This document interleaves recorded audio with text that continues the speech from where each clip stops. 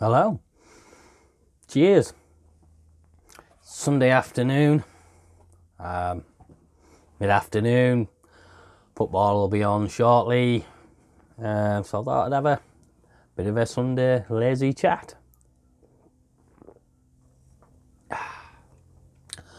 Mojo juice still going well. It's getting down to the pretty much near the end of the keg now for this. Still got the Abbey beer on. That's started to come good. It's had the yeast sort of flavour to it for a long time, and that's started to come good now. What have we got on? We did 2 brews last week, so I felt quite busy because the new fermenter came. That's all hooked up and running, and I'm quite happy with that. The old Grandfather Conical, the new Wi-Fi version. I'm quite impressed with that. It's chugging away now. So what I've been doing, I did a Ruby Mild. I did from the Bible. I did that last Tuesday. Then on the Thursday, I did what's going to be a cherry chocolate stout. The stout recipe itself, the basic malts and that, is pretty much the one out of the Bible for the dry stout. Little variation, just in that I didn't have as much of what was it? I didn't have roasted barley. I didn't have 500 grams. It's supposed to be 500. I had 400. I chucked in some Carafa 3 as well, and a little less on something else a little more on something else. I can't remember what that was either because it was in the packet. I'm like, I'm not wasting this, saving 25 grams. I'll just took the lot in. Probably the chocolate malt, to be honest. Yeah, it's chugging away nicely. I just this morning did put the cherries in. It was quiet the first day. The second, so the Friday, it was pretty quiet. I brewed it was done by lunchtime. Friday evening, still pretty quiet. When I got up on the Saturday, it was bubbling away furiously. It was bop, bop, bop, bop, bop, bop. So it was like that all day Saturday. Got up this morning and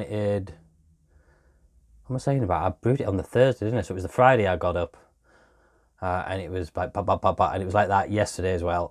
This morning it calmed down a bit. It was just like bop, bop, bop. So I thought, right, most of the sugars have been converted, so I'll put the cherries in now. So took them out the freezer. They were frozen cherries, 1.8 kilos. I was going to go for 2 kilos, but they came in 600 gram bags, so I thought, well, 1.8 kilos, it'll do. Defrosted them, put them in a blender, turned them into like a puree, and added them very carefully to try and not disturb and add too much oxygen.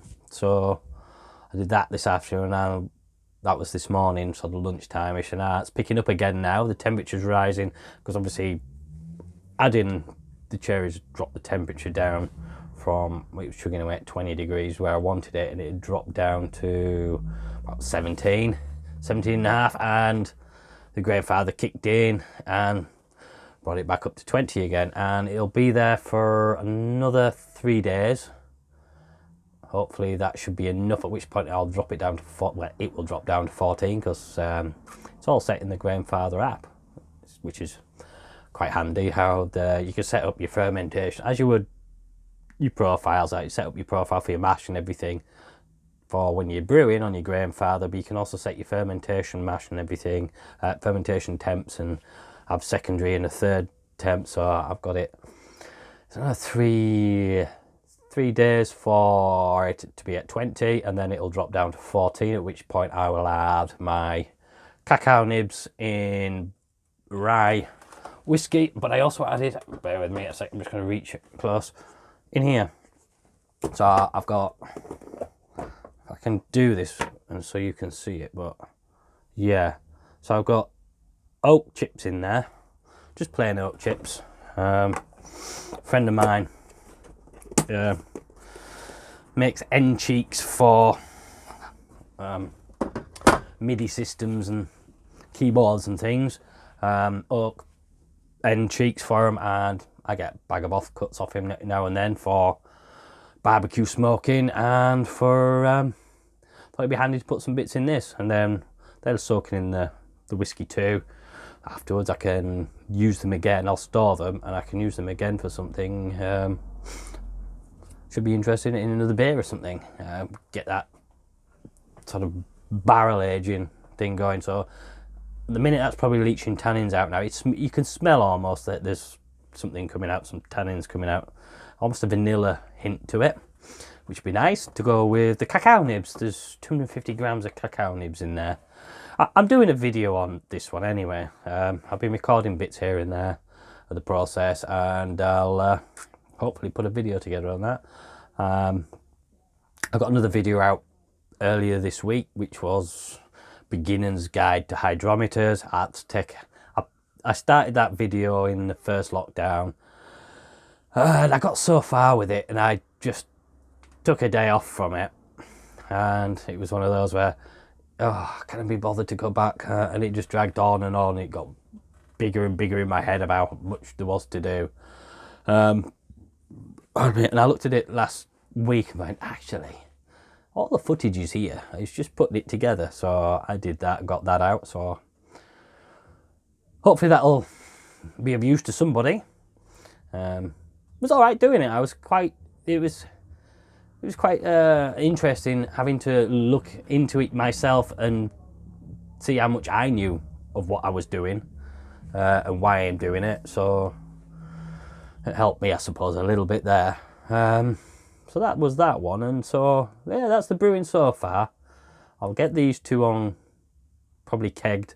Well, I've only got one spare keg, but I know of the two beers I've got on, this probably won't last a great deal much more. It's really nice.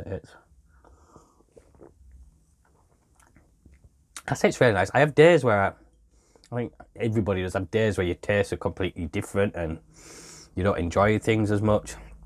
I mean, considering this had a lot of bittering hops, well, not a lot of bittering hops. There was about 90 grams, but they started at 15 and then 10, then 5.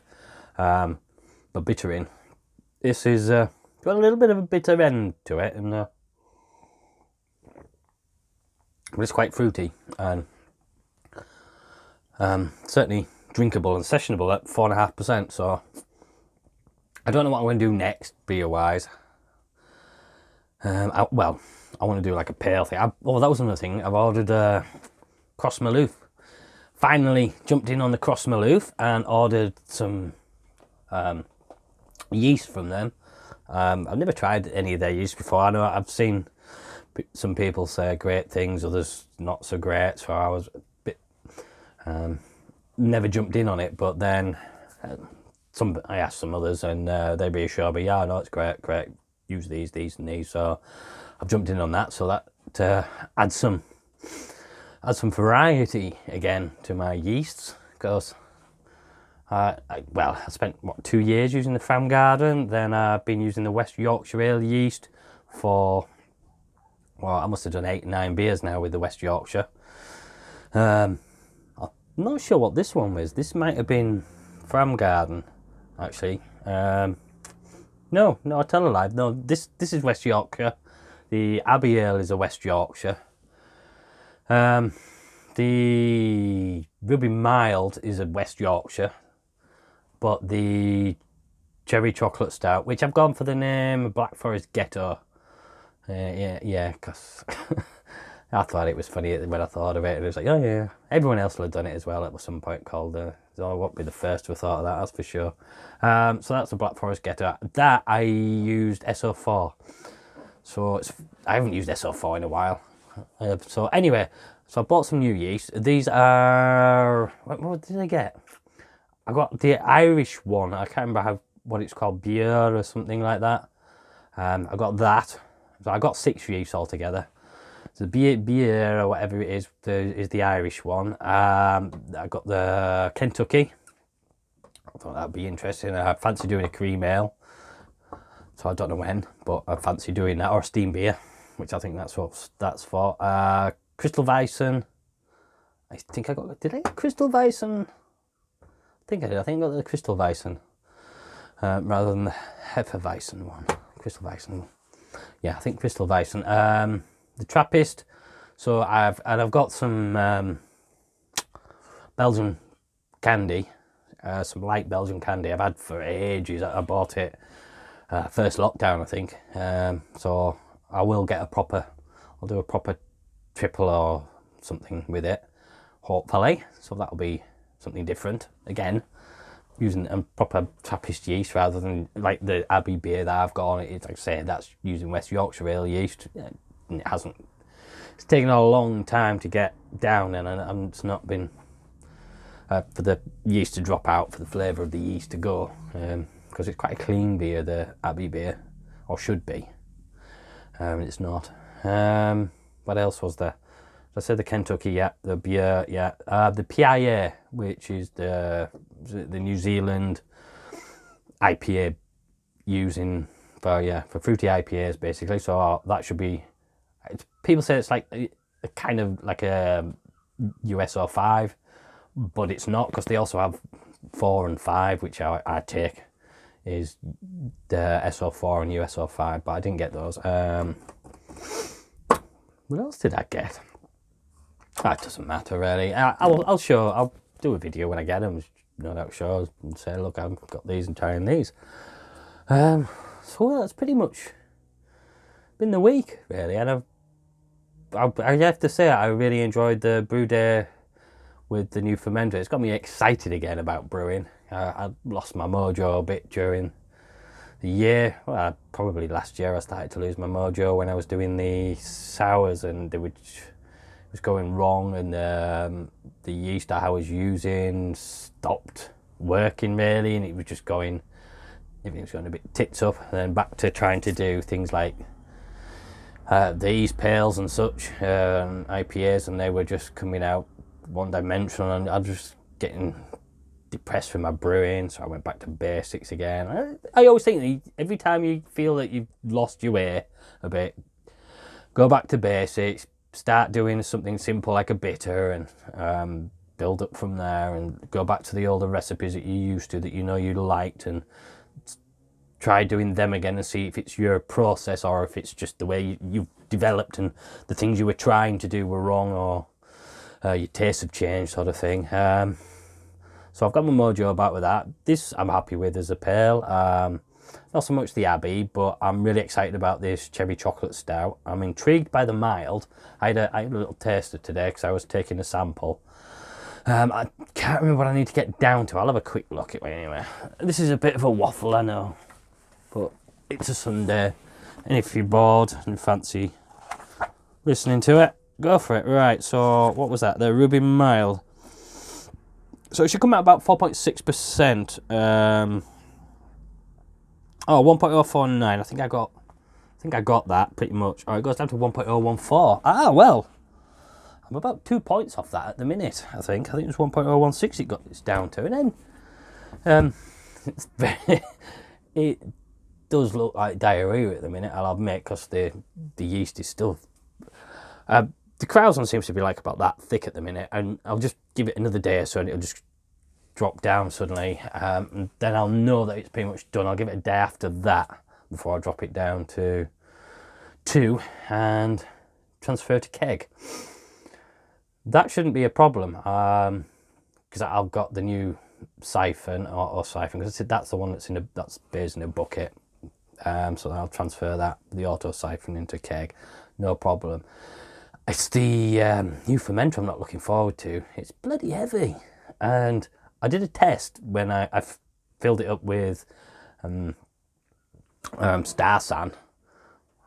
Obviously not pure Star San, but Star San and water, and I filled it up to 23 litres to give it a clean out.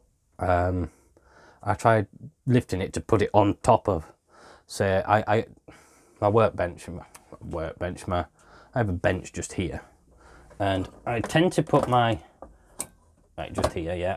All right. I do my barreling or kegging from here. I put the bucket on here and drop down into the keg, which is on the floor, and it gives it a nice height and flow. Well, I tried lifting that 23 litre thing. I was like, I can't fucking do it. I couldn't get the bastard up. So the seat I'm sat on, I could probably get it up as high as this stool and get it on here, or two stools together, on 2 feet and 2 feet on there to balance it, and I'll have to go from that. Gravity, obviously, it won't be using like the siphon method. It just comes straight out, and it'll use the weight of the beer on top of itself to come out in gravity, and so it should do it that way. But yeah, I'm not looking forward to actually. I'm going to carry it out the house into here, get it on a bench on this chair. Well, no, I could take the chair in there. I suppose I'll take the chair into the kitchen. Yeah, I could put it on a chair. I could put it on a chair in the kitchen. Yeah, I'll work it out. I'll have to put it on something because there's no way I can. Yeah, I'll use a chair in the kitchen and pick it up, put it on that. Unless I get some help from the missus, she could probably pick it up fucking one-handed now, you know. Big guns, the missus. Yeah, well, it certainly feels like she's got big guns when she slaps me. Oh, you know, that hurts. Yeah, so that's my only worry with that beer. And then once I've done it once and I've got something or worked out something, I'll be happy enough to do it again and again and again. So yeah, I'm not really sure what to do next. As I say, I want something, because this will be gone shortly. This is the hoppy beer, and then it'll be back to malts, pure malts, like the cherry chocolate stout, which is going to be my Christmas special, so to speak. I'm hoping that should come out about 6%, because I'm no good at yet. I haven't looked into it, but I really need to. Looking into the maths of the sugars for the cherries. I know it's something like about 8.1 grams per 100 grams is sugar, and then put that into a fruit conversion thing. I'm sure there's things out there, or sit down, find out the maths for it and do it that way. But then there's the bourbon as well that's to go in. I didn't measure that because I use my rye whiskey, which is just in a 2-litre bottle to a certain extent, and there's no measurements. I didn't measure it and pour it in. It's just enough to fill over 250 grams worth of cacao nibs, and then putting some bits of wood in as well, and then topping over it. So no idea how much of that will go in. It'd be a minimal amount of a percentage, but it should bring it up to a point where I'm hoping for 6%. So 6% cherry chocolate stout, hopefully with a nice body to it. It should be a good, really nice Christmas Day beer, little treat beer and that. I maybe should have done this bloody black beers at Christmas, shouldn't I, if I'd done this? Yeah, well, I never thought I'd be doing it, so just something different, isn't it? So yeah, I'm not sure what to do next with the beer wise. Yeah, it needs to be something like light or hoppy. Let's say maybe a steam beer or a rye. Yeah, like a hoppy rye beer. I've got peat malt, I've got rye malt, I've got all sorts of malts. Brown malt, crystal malt, special bees. I have Vienna malt, Munich malt. First lockdown, you see, I just planned a load of recipes and then bought big. So if I needed, say, 500 grams for a recipe, I'd buy 2 kilos of it. If I needed a kilo for it, I'd buy 5. So I bought a fair bit of malts during the first lockdown to keep me going, basically, because I knew I was going to be off for a while and give me something to do. So, but I haven't brewed as much as I thought I would. But I've still got plenty to do. Yeah, there isn't anything that stands out in my mind to think to do, other than maybe, do I want to do an IPA? I haven't done one of them in a long time.